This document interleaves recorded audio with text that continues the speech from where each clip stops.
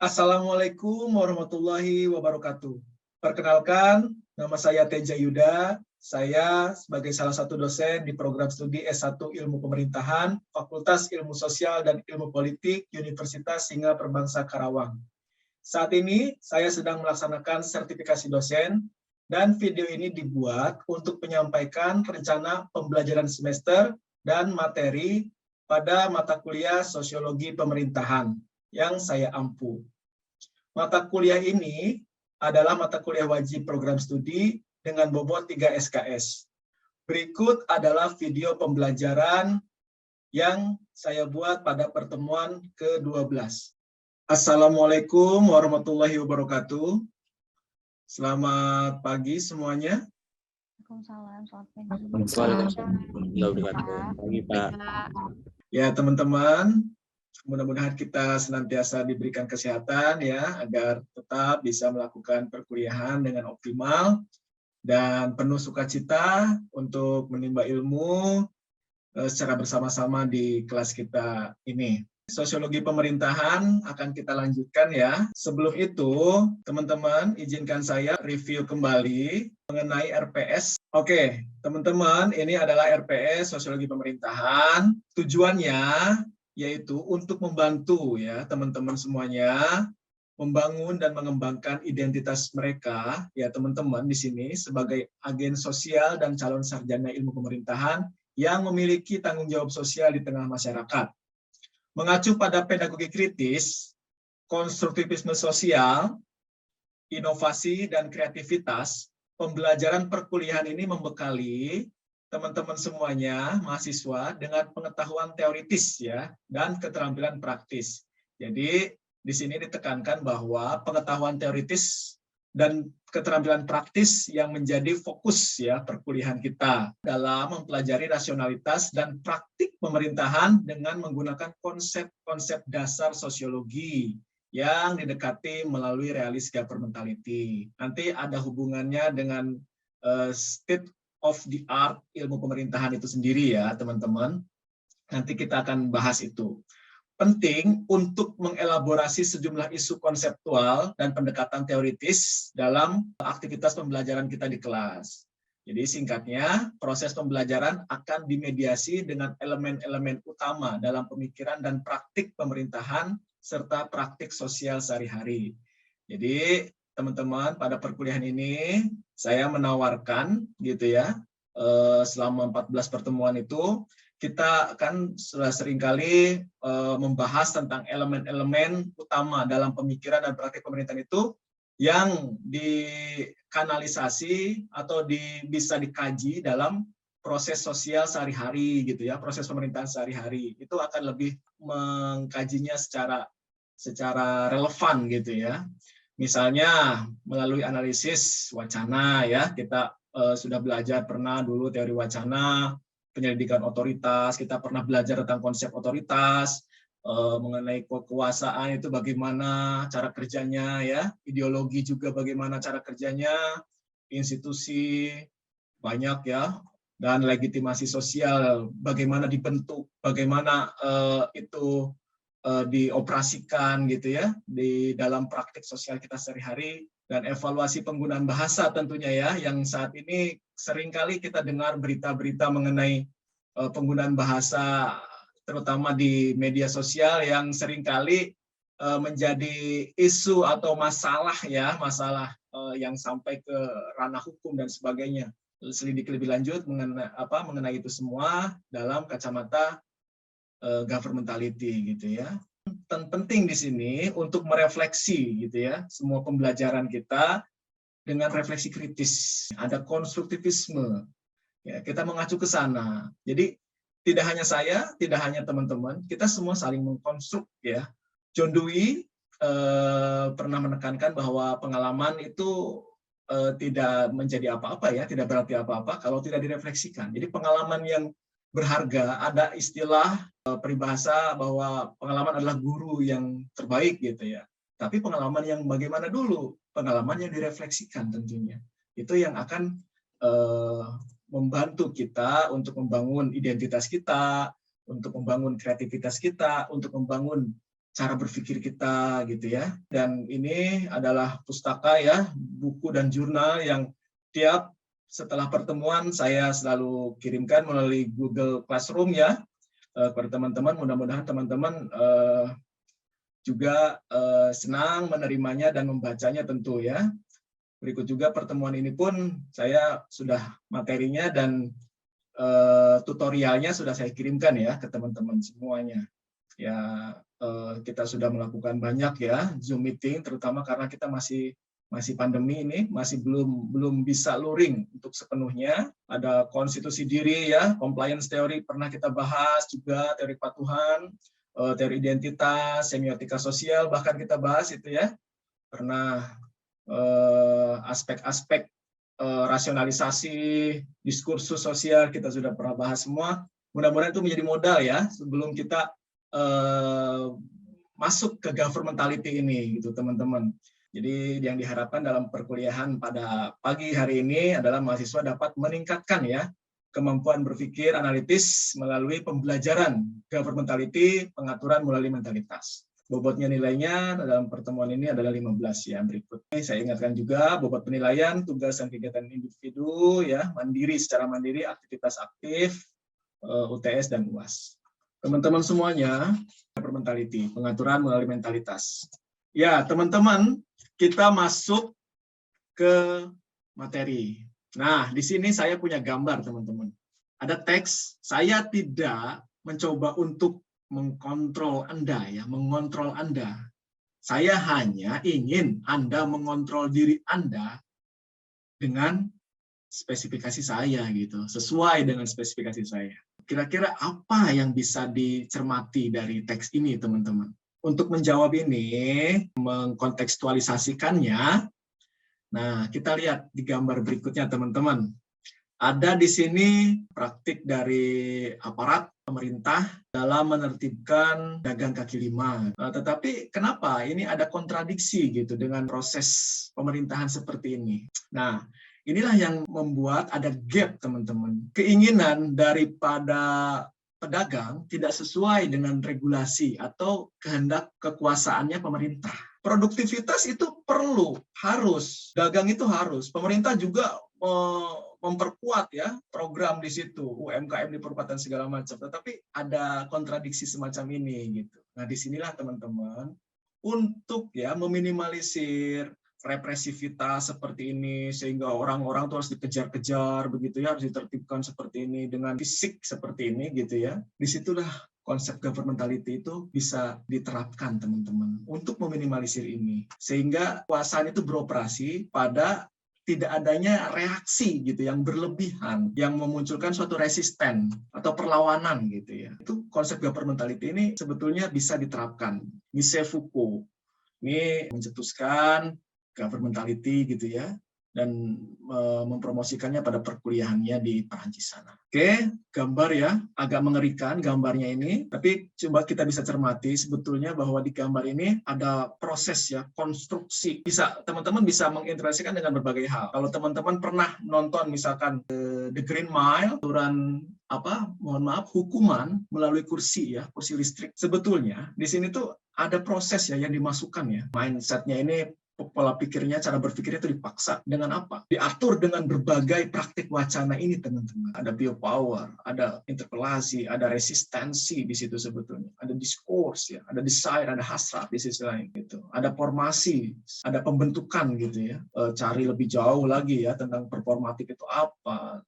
Nggak mungkin dalam satu pertemuan kita ini menjawab ini semua. Gitu. Ini bahwa kita itu dikonstruksi dari waktu ke waktu oleh berbagai praktik wacana. Nah, teman-teman, governmentality sendiri, teman-teman, adalah secara genealogis ya, asal-usulnya itu ya mengacu pada terminologi yang dikembangkan oleh Michel Foucault sebetulnya. Ya, ada yang bilang bahwa governmentality itu sebagai kontradiskursus dari governance ya di Amerika sana, yang governance itu menjadi untuk diterapkan untuk menjawab tantangan itu semua gitu. Terutama Foucault misalkan ini dengan governmentality. Ya, dikembangkan oleh Michel Foucault di Perancis sana. Secara terminologi, governmentality dapat disebut sebagai suatu nexus, teman-teman, atau perkawinan ya, Atau bisa disebut nexus itu hubungan atau bisa rangkaian gitu ya antara government dan mentality. Yang secara fungsional berarti governing through mentality atau melalui mentalitas. Power relation yang gradasinya atau pergeserannya itu ada pergeseran kekuasaan, hubungan kekuasaan itu ada bergeser. Dapat dilihat sebagai suatu respon atas terdesentralisasinya sifat kekuasaan atau terkanalisasinya sifat kekuasaan, teman-teman. Jadi yang dulu saat kekuasaan itu tersentralisasi gitu ya, dalam satu entitas tertentu atau orang tertentu yang dominan. Nah, dalam perspektif government sudah tidak demikian, teman-teman. Jadi kekuasaan itu sudah tersebar gitu pada relasi-relasi kuasa dan pengetahuan yang ada. Sehingga kalau Max Weber mengatakan bahwa mungkin kekuasaan itu terutama adanya di kantor-kantor pemerintahan, di istana negara, di kantor-kantor birokrasi gitu ya, yang tersekat-sekat dengan gedung-gedung tinggi dan sebagainya. Nah, dalam perspektif governmentality, paradigma seperti itu harus sudah diubah, teman-teman. Dalam artian, pemerintahan itu sudah begitu cair gitu ya, sehingga praktik-praktiknya itu akan kita lihat dalam proses kita sehari-hari. Meskipun ada pendapat mengenai state of the art gitu ya, ilmu pemerintahan itu adalah hubungan pemerintah dengan yang diperintah, dalam perspektif governmentality kita akan melihat itu lebih jauh gitu. Sebetulnya tidak terbatas hanya sampai di situ, karena praktik pemerintahan menurut perspektif governmentality oleh Mackey di jurnal mengatakan bahwa praktik pemerintahan itu ada dalam proses pemerintahan dan di setiap hubungan sosial yang ada. Jadi kekuasaan itu ada, tersebar, terkanalisasi ya. Kanal itu kan gimana? Mengalirkan air begitu ya. Teman-teman, governmentality itu beroperasi sebagai gabungan strategi tata kelola organisasi dan self-governance. Ya. Tata kelola organisasi, mungkin teman-teman bisa dapatkan ini juga di perkuliahan yang lain. Dan self-governance di sini, teman-teman. Tolong garis bawahi ya di sini. Kenapa ada self-governance? Karena kita bicara tentang otoritas, teman-teman. Di mana milik kita dan berdasarkan kehendak kuasa yang kita miliki, gitu ya. Jadi, adapun otoritas bukan dimiliki, tetapi diberikan, teman-teman. Pemerintahan itu kan dimandatkan ya, wakil rakyat pun dimandatkan ya, dipilih oleh kita sebagai perwakilan kita di parlemen kan gitu praktiknya. Terus juga misalkan kita menyetujui suatu pertemuan gitu ya antara si A dan si B. Si A hanya bisa untuk mengakses pertemuan itu ketika ada izin yang diberikan oleh si B gitu ya. Dalam artian tidak secara langsung si A itu punya otoritas atau akses gitu ya, tetapi dia diberikan izin oleh si B. Perluasan kontrol dan pengaturan yang dijalankan terhadap kehidupan populasi penduduk tubuh. Dalam artian konsep ini bicara tentang kepatuhan gitu ya. Nanti kita bisa lihat pergeserannya tadi ya. Karena itulah muncul yang namanya elemen self-care ya, yang melibatkan refleksi dan self-examination. Sehingga misalkan contohnya kita 2 tahun kemarin itu selalu terlibat dengan hal ini. Kita mau berkunjung ke rumah, kita periksa dulu diri kita, ke rumah saudara maksudnya ya. Kita mau pulang ke rumah, kita ada ya terbesit dalam benak kita bahwa aduh, saya aman nggak ya ini dari luar, ketemu nanti anggota keluarga kita, apakah saya bawa virus atau tidak gitu ya. Itu bentuk-bentuk sederhana dari self-examination ini gitu ya. Tentunya berdasarkan apa? Berdasarkan pengetahuan kita. Kalau tidak ada pengetahuan, kita tidak mengakses yang namanya self-examination itu. Nah, jadi elemen-elemen seperti ini sangat membantu kita untuk memahami bagaimana pengoperasian dari governmentality. Ya, teman-teman, ini alat analisis Foucault ya untuk studi praktik pengaturan gitu ya. Coba kita perhatikan, di sini ada konsep kedaulatan, ada disiplin, ada governmentality. Nah, ini ada diskontinuitas gitu ya. Di sini, di konsep kedaulatan, aturan yuridis yes or no gitu ya. Tidak atau iya. Menurut apa? Menurut kehendak. Lalu di proses disiplin, di konsep disiplin, ini boleh, ini tidak boleh, ini harus seperti ini baiknya begini. Itu ada norma yang menjadi format kunci dari kekuasaan. Nah, itu bisa didasarkan kepada misalkan taktik dan strategi ya, statistik, klinis dan sebagainya gitu. Itu bisa dibuat seperti itu. Nah, ke konsep governmentality ini sudah lain lagi.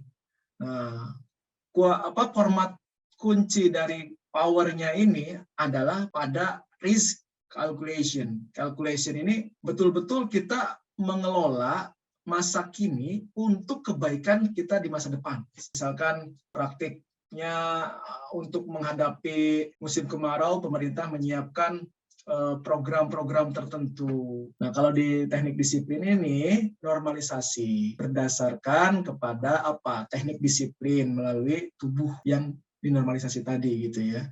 Jadi dari waktu ke waktu. Governing melalui kebebasan ya, freedom. Nah, di sini ada insentif ya. Jadi ada pengajaran terhadap orang-orang untuk membuat pilihan yang terbaik tadi. Nah, ini di konsep kedaulatan ada spektakel ya, di mana tontonan gitu ya. Ya mungkin pada saat itu misalkan raja dalam menghukum orang yang bersalah itu dipertontonkan gitu ya. Konsep disiplin, ada surveillance di sini, ada hierarki ya, ada pengawasan sehingga hanya berdasarkan kepada risk calculation, risk management gitu ya. Individu yang disiplin gitu ya. Nah, kalau dalam governmentality, nah ini ada self-directed gitu ya. Jadi populasi ini dibuat untuk mandiri gitu ya. Sampai di sini ada yang perlu dipertanyakan dulu atau dibahas, kita diskusi lebih jelas barangkali. Silakan. Mohon izin, Pak. Iya, silakan. Siapa ini? Puja? Iya. Ya. Dari penjelasan yang telah Bapak sampaikan tadi, dijelaskan bahwa ada governmentality membahas mengenai pengaturan dengan kebebasan atau freedom. Iya. Dalam memaknai Betul. kebebasan tersebut, apakah ada batasan yang menjadi tolak ukur? Terima kasih, Pak, sebelumnya. Iya, gini ya Puja. Puja masih ingat dengan konsep neoliberalisme. Ketika dalam governmentality ini peran negara itu sebetulnya lebih dikurangi begitu, tidak serta-merta menjadi dominan gitu. Sehingga kebebasan di sini maksudnya adalah kebebasan untuk memilih pilihan yang terbaik. Jadi ada regulasi diri yang terbentuk, ada konstitusi diri yang terbentuk. Kalau Foucault itu bilangnya seperti itu ya, Foucaultian ya. Baik, Pak. Iya. Ada pertanyaan lainnya? Kalau tidak ada, saya lanjutkan ya. Untuk mengkontekstualisasikannya, ya, agar kita lebih dapatkan relevansi ya dari penjelasan tadi, coba teman-teman kita diskusikan gambar ini. Oleh teman-teman, coba diskusi dulu di breakout room ya, dan nanti mungkin teman-teman komentari apa yang bisa teman-teman kaji melalui gambar ini dan hubungkan dengan governmentality yang sebagaimana yang tadi saya jelaskan. Oke teman-teman, breakout room. Ya teman-teman, kita sudah kembali ke main room. Apakah teman-teman ada yang mau mengomentari? Silahkan, hasil diskusinya tadi. Baik, mohon izin Pak.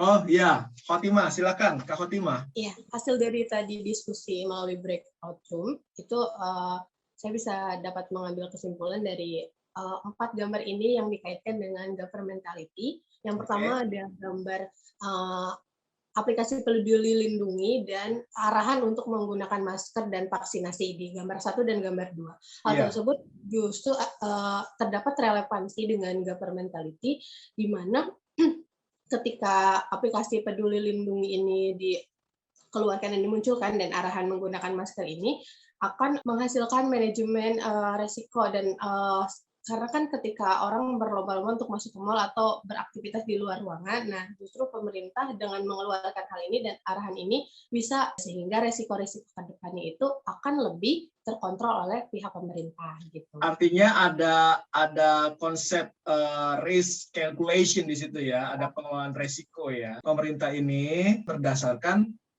aplikasi ini ya, gitu ya Kak Khotimah? Iya Pak. Jadi pemerintah melalui aplikasi dan otoritasnya mengeluarkan hal ini untuk risk calculation ataupun risk management sehingga ada resiko-resiko tersebut bisa tercover gitu oleh pemerintah gitu. Dan selanjutnya mungkin saya izin menanggapi. Ya, silakan. Menanggapi juga mengenai gambar yang ketiga, Kalijodo.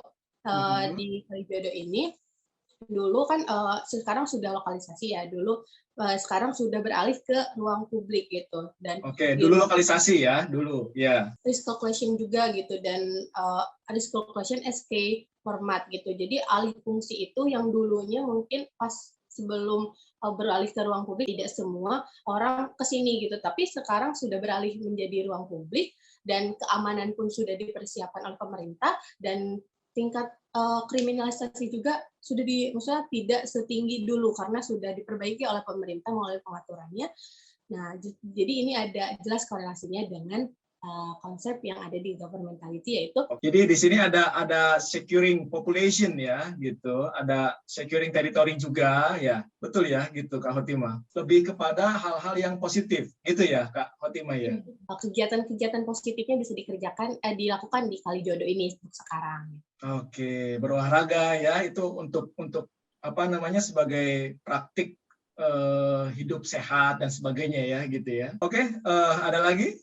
Mungkin satu lagi Pak, hasil dari tadi diskusi bersama teman-teman, ini yang menarik ketika ada penghargaan kapal taru yang diberikan dari kementerian. Nah, menanggapi gambar gambar ini, bahwa kapal taru ini kan merupakan penghargaan tertinggi yang diberikan kementerian. Nah, Bapak ini melalui timnya, melalui kelompok taninya, berusaha memanfaatkan peluang dengan pengetahuan yang seadanya. Gitu. Mungkin pengetahuannya tidak setinggi halayak pikirkan, tapi dengan adanya inovasi yang dikeluarkan Bapaknya beserta timnya, kalau tidak salah nama timnya itu KTH Kaporwis gitu, yang ada di sana gitu, dan dibantu riset untuk memperdayakan hutan atau mengembangkan hutan supaya tidak produktif gitu tanah di sananya gitu. Dan sehingga hal tersebut Bapaknya itu memperhitungkan resiko-resiko masa depan. Jika memang hutan ini tidak bisa dikembangkan, itu akan sangat merugi. Nah, jadi dengan inovasi dan peluang, Bapak itu menggoperm dirinya agar lebih produktif gitu bersama tim-timnya. Oleh karena itu, kementerian memberikan penghargaan setinggi-tingginya kepada Bapak ini dan kelompok tanaman hutannya gitu. Dan hasilnya itu sangat menakjubkan ketika melakukan uji coba, kalau tidak salah, tanaman kayu putih dan memanfaatkan lahan seluas 5 hektar, dan hasilnya luar biasa sehingga bisa bermanfaat untuk warga sekitar dan memang bisa diproduksi dan meningkatkan produktivitas masyarakat di sana. Sangat menarik sekali ya, bagaimana kalau governmentality ini bisa diterapkan ya. Kita bisa memanage, mengelola ini secara baik gitu ya, di mana ini adalah best practice gitu ya. Terima kasih ya Kak Khotimah. Teman-teman kita lanjutkan.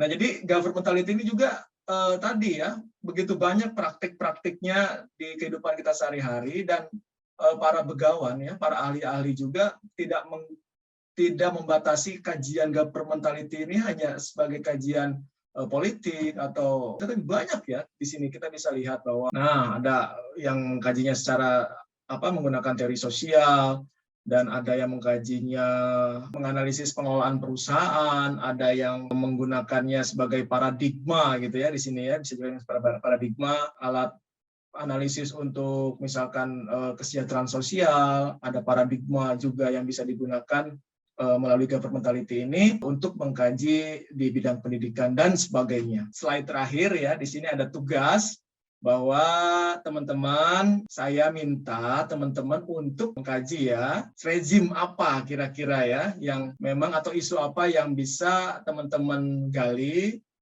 melalui kacamata governmentality. Kemudian teman-teman bikin ya catatan dan buat videonya, ya minimal itu ya 1 menit atau maksimal 5 menit ya di antara itu.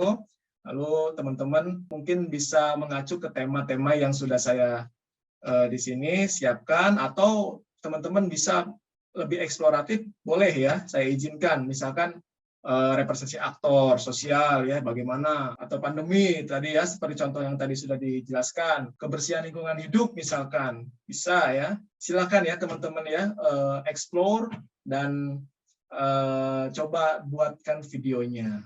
Oke, untuk pertemuan kali ini saya cukupkan sekian teman-teman. Sebelumnya saya sebelumnya diakhiri, saya akan mengirimkan tutorial ya di Google Classroom untuk materi pertemuan kita berikutnya. Oke, ada pertanyaan teman-teman sebelum diakhiri? Bapak izin bertanya. Iya, silakan. Sebelumnya suara Ini saya namanya? terdengar jelas, Pak. Oh iya, Bunga, silakan ya. Izin bertanya, Bapak. Iya. Di pertemuan sebelumnya kan Bapak pernah ada pembahasan ya tentang post-strukturalisme, dan itu isinya tuh ada pengetahuan, kekuasaan, dan subjektivitas. Iya. Terus pertanyaannya, bagaimana ketiga konsep itu bisa dimodulasi dalam konteks governmentality, Pak? Oke, wow, ini saya senang ya mendengar pertanyaan Anda. Teori wacana ya tadi. Ketika Iya. kita bicara tentang pengetahuan, misalkan ya, barusan di contoh-contoh kasus yang sudah kita bahas bersama, misalkan mengenai bagaimana wacana tentang hidup sehat ini harus diakomodir melalui pengaturan-pengaturan tertentu ya, misalkan melalui aplikasi Peduli Lindungi. Itu kan sebetulnya untuk produktivitas. Nah, sehingga ketika kita sehat, ini populasinya ini sehat gitu ya, terus produktif, terjaga, aman, itu kan ada suatu kepentingan negara yang terpenuhi di situ ya, pencapaian individu, pencapaian orang-orang ini terhadap aksesnya terhadap pendidikan, terhadap kesehatan, ya wacana-wacana yang lainnya, otomatis punya signifikansi untuk kepentingan negara juga gitu ya. Wacana-wacana itu harus diakomodasi gitu dalam pengaturan-pengaturan yang memang relevan dengan situasi saat ini gitu. Gitu Kak Bunga. Baik, terjawab Bapak. Terima kasih. Iya, ada lagi? Izin bertanya, Pak. Oh, ya, silakan. Tadi kan ada sedikit pembahasan terkait masalah kayak disciplinary power gitu atau kekuasaan individu itu. Nah, dan juga ada juga terkait governmentality yang tadi Bapak jelaskan. Nah, ini Pak yang saya mau tanyakan nih, ada nggak sih Pak hubungan antara disciplinary power itu dengan governmentality yang tadi Bapak jelaskan gitu? Oh iya, terima kasih Mas Irfan ya. Ini Mas Irfan, tentu ya pergeseran tadi ya, yang di sini proses disciplinary power, ada norma yang tadinya norma itu terus begitu dikelola secara statistik ya, dan secara klinis, misalkan bagaimana kita untuk membangun suatu kehidupan yang sehat tadi, misalkan bangun pagi, siang, itu makannya jangan telat, terus istirahatnya yang cukup dan sebagainya gitu. Ada aplikasi tertentu gitu ya yang menjadi rezim gitu sehingga pendisiplinan tubuh itu bisa dilakukan. Begitupun misalkan kalau kasusnya ya kriminalitas, misalkan ya mereka yang berada dalam penjara gitu ya, sehingga dia tidak bebas gitu ya. Artinya dia tidak punya otonomi yang utuh gitu untuk tubuhnya. Sehingga upaya-upaya yang dilakukan itu mungkin istilahnya bisa preventif gitu ya, bisa pencegahan dengan apa? Dengan pengetahuan yang dibangun, dikelola dengan baik, sumber daya manusianya, pendidikannya oke gitu. Sehingga kita bisa untuk mendelivery yang namanya risk calculation dan sebagainya. Cukup ya? Dapat dipahami, Kak? Dipahami, Pak. Oke. Gitu ya, teman-teman semuanya. Ya, kuliahan hari ini saya akhiri. Sekian. Assalamualaikum warahmatullahi wabarakatuh. Waalaikumsalam warahmatullahi wabarakatuh.